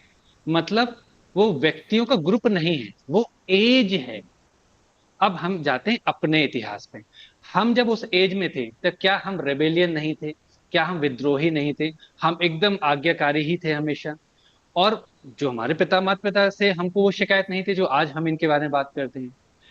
क्या जब हमारे माता पिता हमारी एज, उस जेनजी इस एज ग्रुप में थे, क्या वो भी वैसे नहीं थे? इस एज ग्रुप में सब ऐसे होते हैं। अगेन जो मैं इकोसिस्टम की बात कर रहा था, वेस्टर्न इकोसिस्टम या पूरे विश्व में है, वो एज को डिफाइन नहीं कर रहे हैं, वो आपके बीच में व्यक्तियों के ग्रुप को बांट रहे हैं। हम जब बोलते हैं ऐसी बात करते हैं एज ग्रुप, तो हम जब थे हम भी वैसे ही थे, तो अब जब जो हमारे ऑफस्प्रिंग से छोटे हैं वो भी वैसे ही होंगे। तो इसमें अपनत्व आता है, अपना भाव आता है कि हम भी थे यार, ये भी थे। लेकिन हमारे एक माता पिता मैं बोलना नहीं, चाहूंगी जब जी, हमारे पेरेंट्स थे ना, उनमें पेशेंस बहुत अधिक था नहीं कंपैरेटिव। मैं इसको बहुत बहुत अच्छे से बता रहा हूँ। हम बिल्कुल बहुत अच्छी, मतलब मैं थोड़ा सा क्षमा चाहते हुए, छोटे मुंह बड़े बात शायद हो सकती है, हमेशा एक अच्छी व्हाइट पेंट को हटाएं, ग्रे शेड भी रखें। Life is very colourful. मैं क्या अपने बच्चों से मेरी गलतियों के बारे में चर्चा करूंगा? कहीं भी ऐसे हम ग्रुप में ऐड होते हैं, कभी भी मैं अपनी गलतियां, जहां मुझे गालियां पड़ी, जहां मैंने नुकसान किया, जहां मैं लोगों को मैंने गालियां दी, क्या मैं बताऊंगा? बिल्कुल हमेशा अच्छी अच्छी बात बताते हैं, बिल्कुल क्योंकि मोटिवेट हो बच्चे अच्छा सीखें, राइट? बिल्कुल। तो ये तो बात मेरे मेरे पिताजी से भी होती है, ठीक है? तो हमारे माता पिता भी, या उनके माता पिता भी, ये समाज में जितने बड़े बुजुर्ग हैं, वो अपनी गलतियां नहीं बताते हैं। उसका ये नहीं कि वो छिपा रहे हैं, ये भी हो सकता है, लेकिन ये भी है कि बच्चे गलतियों से मोटिवेट ना हो जाए, अच्छी बातों से मोटिवेट। तो अच्छा बुरा हर समाज में हर समय रहा है। ये एक कुछ सालों पहले तक अपन दीदी चर्चा करते थे, ये नेक्स्ट जनरेशन, जनरेशन एक्स, हमारे अरहम बाबू को लेके, कहाँ है वो X generation, generation X, generation Y? वो हम में घुल मिल गए हैं। हम वो चाहते हैं कि हम एज के हिसाब से इन लोगों को अलग कर दें, नहीं करना है। ये कोई इशू है ही नहीं, ये एज का इशू है। हम जब उस एज में थे ना, हम भी ऐसे ही थे। हम भी घर के नहीं मानते थे, माँ बाप को और अपने परिजनों को ही दुश्मन मानते थे, दोस्तों के बीच में जाते थे। फिर उन्हीं में से कोई एक मम्मी हो या मौसी हो या चाचा हो या पापा हो, उनने पैम्पर करके अपनी ओर खींचा। या जैसे जैसे बड़े होते कि हमको समझ आया पर घर ही है, यही हमको संभालेगा, बाकी वाले नहीं, बाकी हमारा उपयोग कर सकते हैं। अपने आप एक्सपीरियंस होता है। तो हमारे बड़े जो माँ बाप है, उनने भी वही गलती करी थी उन। तो ये जो आजकल का समय और आजकल के जनरेशन और आजकल के बच्चे, ये जो डायलॉग है ना, हम जरा पूछे अपने दादा दादी नाना नानी से, जिनके भी हों, क्या उनके समय में उन्होंने नहीं सुना था ये? उनके परदादा से अगर पूछे तो क्या उन्होंने नहीं सुना था ये? क्या उन्होंने नहीं कहा था ये? तो आजकल के बच्चे, आजकल का समय, आजकल का जमाना, ये हर जनरेशन में रहा है। तो this is a humanoid thing, it's not current thing. ये जहां जहां जब जब मनुष्य है, ऐसा ही चलता रहा है। इसको हम बहुत लाइटली लेना चाहिए। ये कोई इशू नहीं है, इशू बनाया जा रहा है कि बताओ, ओ माय गॉड, देखो तुमने अपने पापा से ऐसी बात करी, तुमने अपनी सासू से ऐसी बात करी, और बॉस को। अरे हर कोई करता है, ठीक है, हो गया। एक जब बड़ी प्रॉब्लम को आप अवॉइड ही कर दो, प्रॉब्लम का मनोबल टूट गया, वो बीमारी का प्रभाव जो होना था दिमाग पर हट गया। अब उसका क्योर शुरू होगा। तो कोई प्रॉब्लम नहीं है, प्रॉब्लम बनाई जा रही। कौन सी नेक्स्ट जनरेशन, कौन सी जेनजी? हम ही हैं वो, हमारा ही प्रतिरूप है। अगर वो हमारी बात नहीं माने तो हम थोड़ा अपने अंतरात्मा में जाए, हमने भी बहुत सारी बात नहीं, हमने उतनी ही बात मानी अपने माता पिता की जितना हमें फायदा है। हमने उतना ही पढ़ा है कि हमको एक साइकिल मिल जाए या घूमने मिल जाए। मोटिवेशन था ना, लालच था ना कोई पढ़ाई का। भाई हम अपने जेनजी को अच्छा लालच नहीं दे पा रहे हैं, हमारी इनकेपेबिलिटी है। हम उनको मोटिवेशन दें, अच्छा सा लालच दें, तुम ये काम करो तो हम ये तुम्हारा काम पूरा करेंगे। अब वही है जो अभी शुरुआत में बात हुई थी, रचना दी बोली थी, सॉफ्ट पेरेंटिंग, कि मोबाइल तब मिलेगा जब तुम्हारे इस एज में इस एग्जाम में अच्छे मार्क्स हो। लेकिन हमने मोबाइल तो पहले से दे रखा है, उसकी सारी आपूर्ति पूर्ण हो रखी है। वो किस लिए काम करेगा? पढ़ाई का भी अगर काम है तो क्यों करेगा? हमारे पास मोटिवेशन था, एक साइकिल चाहिए, 4 साल वेट करना। उसमें भी मोस्टली होता था कि बड़े भैया की, बड़ी दीदी की साइकिल मिल गई सेकंड हैंड। 4 साल वेट करके और साल में वो 10th में 11th 12th बड़े अच्छे मार्क्स लाना। नहीं आए तो भी मिल जाए, लेकिन किया ना मेहनत। अब उनको सब परोस रखा है। तो बिल्कुल जेंजी को हम अलग ना माने। जेंजी हम ही हैं, मिलेनियल्स भी हम हैं, और कल को हम ही बूमर बनेंगे। अगर हम अपने छोटों को डिमीन कर रहे हैं तो हम अपने बड़ों को भी कर रहे हैं। तो वो बड़े कल को हम बनेंगे और छोटे हमारे हम हो जाएंगे, उनके छोटे होंगे। अगर हमने आज उनको नहीं समझाया, बेटा हम सब इसी जनरेशन से और इसी एज ग्रुप से गुजरते हैं, तो कल को वो सोचो, अगर हम अपने छोटों के प्रति एक अलग भाव, अलगाव का भाव रखेंगे, तो उनके बच्चों के प्रति उनका क्या भाव रहेगा? या तो बहुत ही अलगाव होगा, या तो बहुत ही पैम्परिंग वाला होगा, जो आजकल इशू है। हम सब ने यही सुना है कि हमारे बाप ने बाप रे बेल्टों से पीटा, या बिल्कुल नहीं सुनते थे। हम तो अपने बच्चे की बिल्कुल सुनेंगे, और यहीं आगे गड़बड़। अब हम अपने बच्चे की हर बात सुनते हैं, उसको कुछ सुनाते ही नहीं। हो गई सॉफ्ट पेरेंटिंग। तो सुनना सुनाना बरकरार रहे। इश्यूज स्ट्रेस के हर एज ग्रुप में आज भी हैं। हम जब इस एज ग्रुप में थे तब भी थे। जैन जी कोई अलग नहीं है, वो चाहते हैं माने अलग हैं। बड़े लोग ऊपर जो बैठे हैं सिस्टम में, वो चाहते हैं वो अलग माने। हम नहीं स्वीकारेंगे। आपके फंडे हम नहीं स्वीकारते। हमारे यहाँ पर व्यवस्था होती है, बालकावस्था, वयस्क अवस्था, या शैशव, बालक, वयस्क, वृद्धावस्था। अवस्थाओं पे हम काम करते हैं, ग्रुप पे नहीं। कोई ग्रुप अलग नहीं है, सब एक ही है, सब समाज का हिस्सा है। और जेंजी सब नहीं है डिप्रेस, कुछ हैं जो फालतू बेकारे बैठे हैं, तो सच में हड़ताल कर रहे हैं। वहीं जो है कुछ हड़ताल कर रहे हैं जो पढ़ने वाले हैं, तो उनका अपना उद्देश्य है।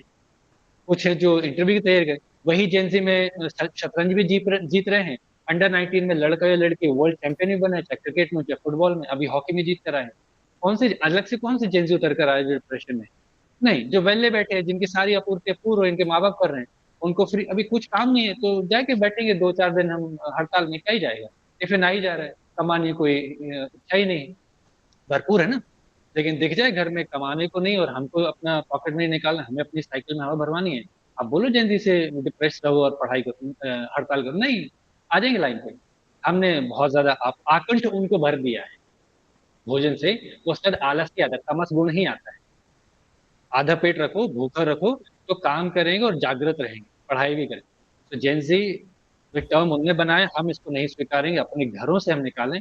कहीं चर्चा हो, जैसे अभी आपने मुझसे पूछा तो प्रेम पूर्वक मैंने आपको बताने का प्रयास किया, मैं नहीं मानता हूँ पर्सनली।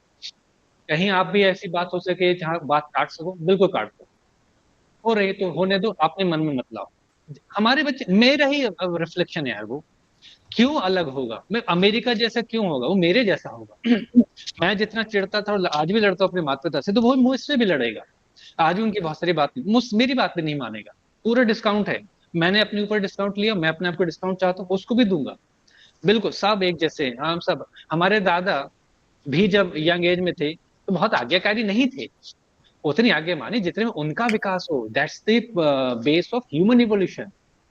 आज आप और मुझे कुछ सजेशन देंगे, मैं उतना ही मानूं जितना मेरे करियर, मेरे पर्सनल, मेरी लाइफ में ग्रोथ हो। और आप लोग से तो डांट भी खाई है, क्यों रचना दी, अनुदी, कितनी चीजें आप लोग बातें समझाई हैं। आप भी जानते हो मैंने आप लोगों की कितनी बात मानी है ना, और लड़े भी हैं अपन, तो उतनी मानी। तो आज देखो जो भी है, आप मुझे उतना प्रेम भाव बना हुआ है, तो अपना तो है, बस उतना ही इंपॉर्टेंट है, बिल्कुल अलग नहीं मानना है। ये जेनजी, मिलेनियल, बूमर्स, हम सब एक ही हैं। हम भी बूमर बनने वाले हैं कुछ समय में कुछ तो हैं ऑलरेडी। लेकिन आज एक साथ बैठ के चर्चा हो रही, तो हम जेनजी बोल के अलग ना बोले, हमारी अगली जनरेशन, हमारा भविष्य, जब हम उसमें हम भाव लगाते हैं, मैं भाव लगाते हैं, तब अच्छा नजर आता है। मेरा भविष्य क्या करेगा, हमारे समाज का भविष्य। जेनजी मतलब कहीं अलग से आए, हमारे घर में इंट्रूडर आ गए, किसी ने कब्जा कर लिया, नहीं भैया, हमारे ही बच्चे हैं। एक्चुअली यहाँ पे मैं थोड़ा सा और ऐड ऑन करना चाहूंगी कि जो पेरेंट्स हैं, अभी एक ऐसा मैंने मोड़ देखा पेरेंट्स का कि जैसे जब बच्चे बड़े हो गए, जेनजी मतलब यंग बच्चे हैं, तो यंग बच्चे जब तक आपको बहुत रिस्पेक्ट दे रहे हैं, आपको हाथों पे रख रहे हैं, तब तक तो वो बहुत अच्छे हैं। और मान लीजिए वो अब उसके साथ भी कुछ प्लस माइनस चलता रहता है बाहर, वो अपने निर्णय लेगा ना। अब मान लीजिए कभी वो बहुत डिप्रेस होके आया है, परेशान है, आपको नहीं मालूम, आपने कुछ बोला और उसने थोड़ा सा कुछ आपके अगेंस्ट बोल दिया, या सपोज थोड़ा सा रिस्पेक्टफुली नहीं बोला, तो आप हर्ट हो जाते हैं। हम जब उसको ऐसे बोल सकते हैं कि मार सकते हैं, तो आपको भी एक सुनने की कैपेसिटी रखनी चाहिए, बिल्कुल समझना चाहिए कि हो सकता मे बी वहां वो बाहर से किसी तरह से परेशान आया हो। इसमें ना एक मूवी का डायलॉग बताता हूँ, शाहरुख खान की मूवी है डियर जिंदगी, है ना, आलिया भट्ट की काउंसलिंग करता है, उसमें एक बहुत अच्छा, वो बस पूरा मूवी तो अभी भूल गया हूँ, वो एक सीन, एक डायलॉग, कि हमने अपने माँ बाप को ना एक ऐसी स्थिति पर बिठा रखा है कि हमको लगता है वो कभी कोई गलती कर ही नहीं सकते हैं। ठीक है, तो माँ बाप एक पोजीशन है, एक ओहदा है, वो पूर्ण सम्माननीय है, लेकिन उसके अलावा वहां दो इंसान भी देखिए। इंसान है तो गलतियां होंगी, बिल्कुल गलती होंगी। तो तुम्हारे माँ बाप ने गलती करी, होगी भाई गलती, माँ बाप के रूप में प्रेम पूर्वक सम्मान सब बना रहे, लेकिन गलतियां भी हुई और होगी, आगे फिर हो जाएंगी, तुमसे भी होंगी। तो वैसे ही हमारे माँ बाप ने भले ही सब अच्छी बातें बताई हमें मोटिवेट करने में, लेकिन हम माने उन्होंने भी गलती करी। और जब हम ऐसा बोलेंगे तो हम अपने आप को ही बोलेंगे यार हमसे भी तो गलतियां होती हैं, तो जब हम ऐसा खुद को डिस्काउंट देंगे तो भाई हमारे बच्चों से भी हो गई, कोई दिक्कत नहीं। तो सब इट्स ओके। आज हम क्या, हमने हाँ मतलब कॉन्फिडेंस आता है, मतलब आपको सामने वाले का जो भी है पॉजिटिव है, आप समभाव से ले रहे हैं, तो आपको नेगेटिव भी आगे संभाव पड़ेगा, बहुत अच्छा जोड़ा, तभी संबंध बनेगा। बिल्कुल। तो आज आपने बहुत सारी अच्छी अच्छी चीजें बताई, और कुछ लोगों के मैसेज आ रहे हैं कि आपको फिर से भी कॉल किया जाए, तो भविष्य में रोहन, दीपेश और आपको हम लोग फिर चाहेंगे कि आप लोग हमसे जुड़े। एंड मेरे ख्याल से थैंक यू सो मच दीदी, थैंक यू सो मच बुलाने के लिए, और बहुत अच्छा आपका इनिशिएटिव है। ओवर टू रितु जी। भैया बहुत सच में बहुत ही अच्छा लगा, मन ही नहीं कर रहा कि एक वर्कशॉप खत्म हो। और सबसे मेन बात की जेनजी, मिलेनियल्स, बूमर्स सबकी मनोभाव हम यहाँ पर समझ पा रहे हैं। हमने ये नाम रखा है जेनजी, लेकिन आपने जिस तरह हम से एक से मैं सॉरी मैं आपको हमने नहीं रखा है, हम पर थोपा गया है। थोपी ये चीज हम नहीं लेते हैं, बिल्कुल हमने नहीं रखा है। हमारे नहीं, वही जो मैंने शायद बात है, कभी न्यूक्लियर इसलिए फैमिली। नहीं कहा, नहीं मैंने नहीं, वर्कशॉप हम के लिए कहा, हाँ वर्कशॉप के हाँ लिए हमारे बोला। हमारे ज्वाइंट फैमिली है, तो दादा दादी और कुछ कुछ घर में तो परदादा भी हैं। दादा दादी से लेके छोटे छोटे बच्चे सब एक साथ रह रहे हैं, भले अब अलग घर हैं लेकिन रहे एक साथ रहे। सॉरी मैं इंटरप्ट कर रहा हूँ, तो हम एक बिल्कुल चीज सब यही मान मेंशन करना चाहूंगी, ये हमारा अपना अनुभव है। मुझे भी शायद ध्यान होगा, जब हम लोनावाला गए थे तो हमारे साथ 20-25 से लोग 75 साल तक एज के लोग थे, और सबने कंबाइन जो एंजॉय किया था वो शायद हम हम मस्ती करी है, एक साथ होके भी नहीं कर पाएंगे। बिल्कुल। क्योंकि तो वहां पर दिमाग में बिठाए नहीं ना कि ये बूमर, ये मिलेनियर, ये फला नहीं। और इनफेक्ट उस ग्रुप में सबसे छोटा तो मैं ही था, बिल्कुल सबके बैग उठाने वाला, सबकी डांट खाने दीपिका, वाला। बिल्कुल बिल्कुल सही कह रहे हो। है ना। उस ग्रुप में मैं और एक और अपने वो अरबिक टीचर नीरज सर, हम दोनों थे, सबसे छोटे मेरा हम दोनों। क्या मतलब मस्ती हुई। यहाँ पर जेनजीज बोलने से ये था कि हमने अपनी वर्कशॉप का नाम जेनजीज रखा था। हाँ लेकिन आज मैं जो देख रही हूँ यहाँ पर हमारे पास सब एज के लोग हैं, और एक अनिल जैन थे जो मेरे ख्याल से काफी एजिड हैं, और वो भी रोहन के साथ पूरा योग कर रहे थे। तो जैसे डिफरेंशिएट आप बोल रहे हो कि हमें नहीं मानना और उसको दिमाग से निकालना है, ये आपकी बिल्कुल बात ठीक है, और मैं इस बात पे बिल्कुल एग्री हूँ। और जो ओवर थिंकिंग पे भी आपने जो ये बातें बताई कि पहले कुल्फी लेने हम जाते थे, तो वो जाने में टाइम लगता था, कुल्फी लाने में टाइम लगता था, वो जो मेहनत करके मिलती थी तो उसका एंजॉय जो होता था वो अलग चीज थी। आजकल बच्चे ऑनलाइन सब चीजें शॉपिंग करते हैं। मैंने एक बार कहीं सुना था कि जो पहले लोग थे वो बैंक जाके अपना अकाउंट देखते थे या पैसे निकालते थे, करते थे, तो उसमें क्या होता था कि एक दूसरे से मिलते थे, तो मिलना जुलना, बातचीत करना, उससे आपका सोशल सर्कल बढ़ता था। आज आप अकेले बैठे हो, हर चीज फोन पर कर रहे हो, तो वो डिप्रेशन आपको वो चीजें ला रही है। तो हमें जो नई टेक्नोलॉजी है उसको यूज तो करना है, लेकिन उससे थोड़ा सा बाहर भी निकलना है, जो मैंने आपकी बातों से समझा। सोशल एरिया हमारा तभी डेवलप होता है जब हम घर से बाहर बिल्कुल। और जैसे ज्वाइंट फैमिली में बहुत अच्छी बात आपने बताई कि पहले कोई भी किसी को भी थप्पड़ मार करके समझा देता था कि ये तुम गलती कर रहे हो। अगर कोई बच्चा बाहर निकल रहा है और वो सिगरेट पी रहा है तो वो इस चीज से डरता था कि कोई पड़ोसी भी ना देख ले, कोई पड़ोसी ना देख ले, सही बात, उसको वहां से भी थप्पड़ पड़ सकता था। आजकल हम इतने अपने बच्चों को पैम्पर कर चुके हैं कि हम खुद भी नहीं मारते, और दूसरे का तो सवाल ही नहीं है कि वो सवाल ही नहीं होता, सही बात, कि वो डांट भी देगा।